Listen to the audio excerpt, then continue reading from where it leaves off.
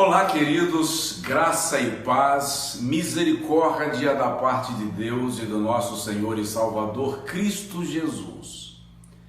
Eu estou, por meio deste vídeo, me comunicando primeiro com os membros da nossa igreja Cristianismo Sem Fronteiras, em todas as nossas cidades, congregações, de modo especial na nossa sede, em Feira de Santana, onde nós normalmente agregamos um maior número de pessoas. Diante das declarações do ilustríssimo senhor governador do estado da Bahia, ontem à noite, e uma delas, no mínimo, bizarra, que eu postei anteriormente, eu quero fazer alguns comunicados, alguns esclarecimentos e apresentar alguns posicionamentos. O primeiro posicionamento que eu quero apresentar aos irmãos é que a nossa igreja não será fechada em horário de culto. A igreja permanecerá aberta, por exemplo, hoje, terça-feira, a igreja estará aberta das 19 horas às 22 horas. Já que nós não podemos fazer um culto para 500 pessoas, 1.000 pessoas, 2.000 pessoas, nós vamos fazer 6 cultos para 50 pessoas. Das 19 às 19h30, um louvor, uma ministração. 19h30 eu libero o pessoal, aqueles que vierem para as 19h30 às 20, entram, um louvor, uma ministração. E assim por diante, até as 22 horas. Ok?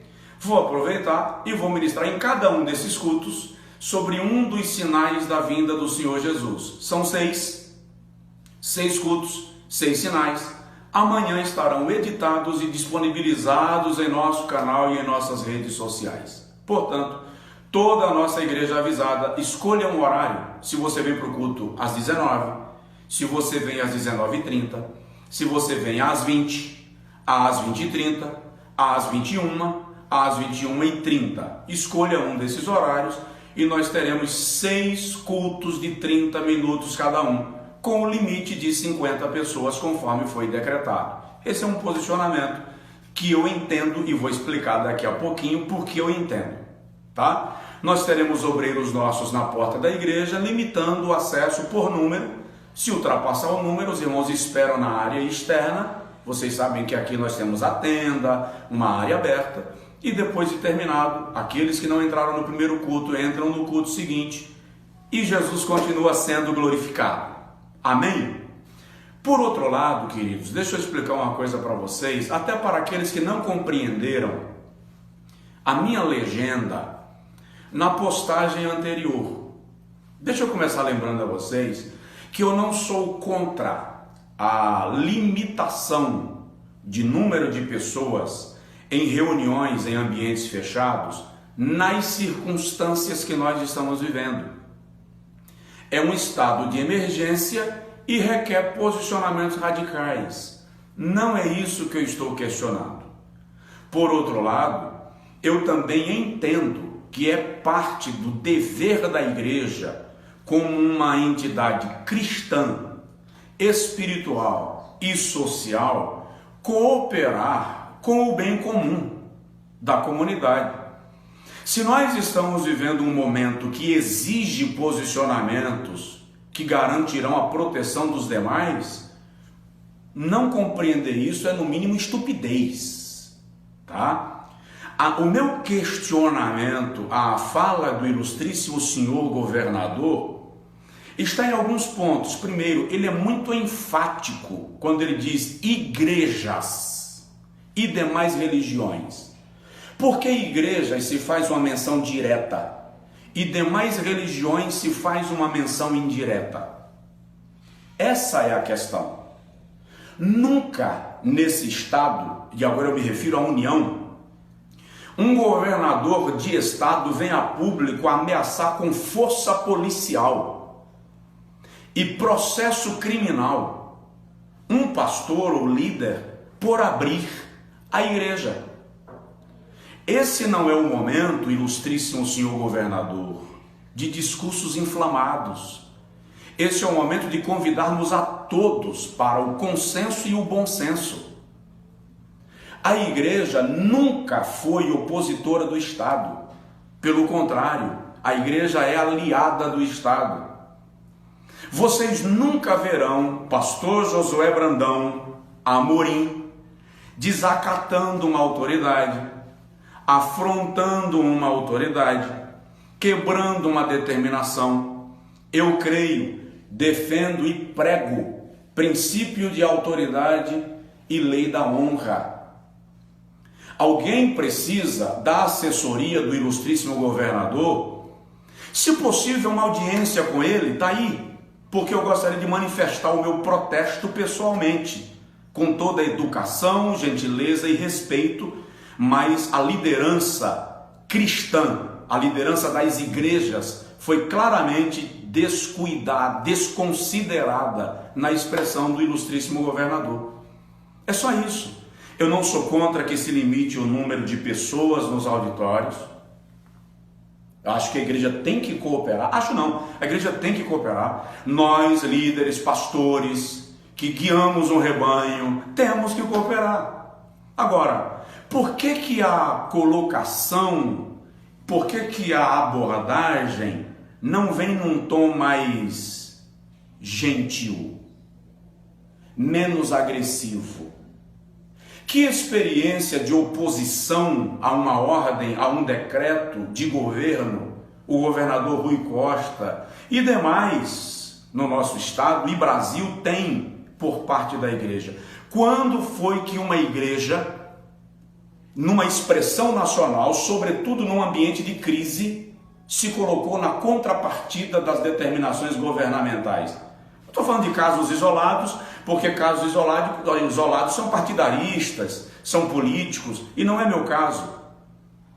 Vocês nunca me viram me posicionar politicamente no sentido de atacar uma autoridade, no sentido de me levantar contra um posicionamento de alguém no exercício da sua autoridade. Não, nem verão. Nem verão. Mas força policial na porta da igreja? Processo criminal?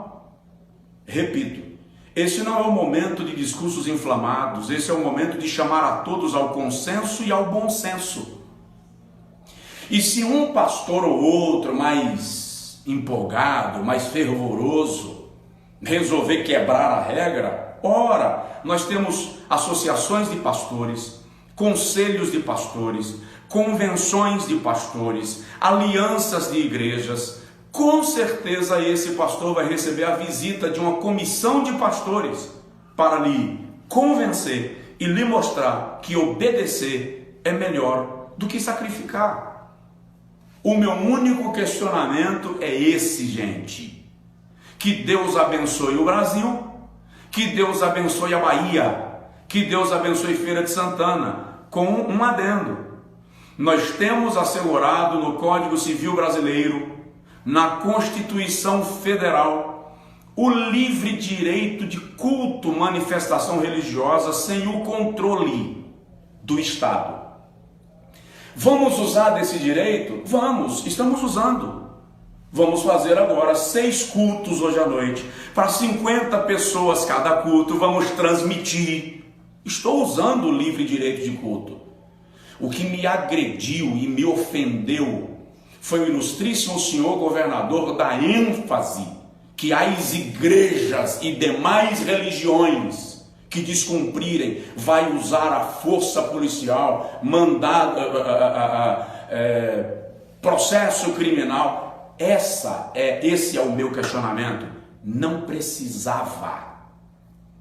Não precisava, porque você não tem um exemplo, você que eu me refiro, os nossos seguidores, e o senhor, o ilustríssimo governador, não tem um exemplo de igreja se opondo a determinações de governo, sobretudo quando isto tem propósito de saúde pública, humanidade, cuidado com as pessoas.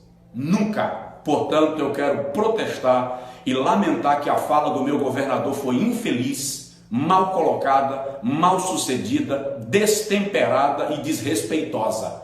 Ainda assim, eu mantenho pelo senhor governador, o meu respeito como autoridade. a minha determinação de cumprir regras quando elas vêm de autoridade e não ferem o princípio cristão. Entendo tudo isso. Meu lamento foi a colocação do governador. Mas eu concluo meu vídeo apenas dizendo aos irmãos que teremos 6 cultos hoje à noite, das 19 às 22 horas. Cultos de 30 minutos, limitados a 50 pessoas. Assim, faremos na quinta-feira, eu vou informar na quinta como nós vamos proceder. Amanhã em Salvador, eu vou informar amanhã em vídeo como vamos proceder. Diariamente eu vou orientando os irmãos, à medida que eu vou ouvindo os colegas, os membros do nosso ministério, a nossa equipe, o nosso jurídico, que vai nos orientando, nos ensinando e nos encaminhando de como procedermos nesse momento de emergência que o Brasil precisa de oração e nós precisamos de unidade. Não é hora de destempero e nem de choque, é hora de unidade para um propósito. Que Deus abençoe a todos, que Deus abençoe a Bahia.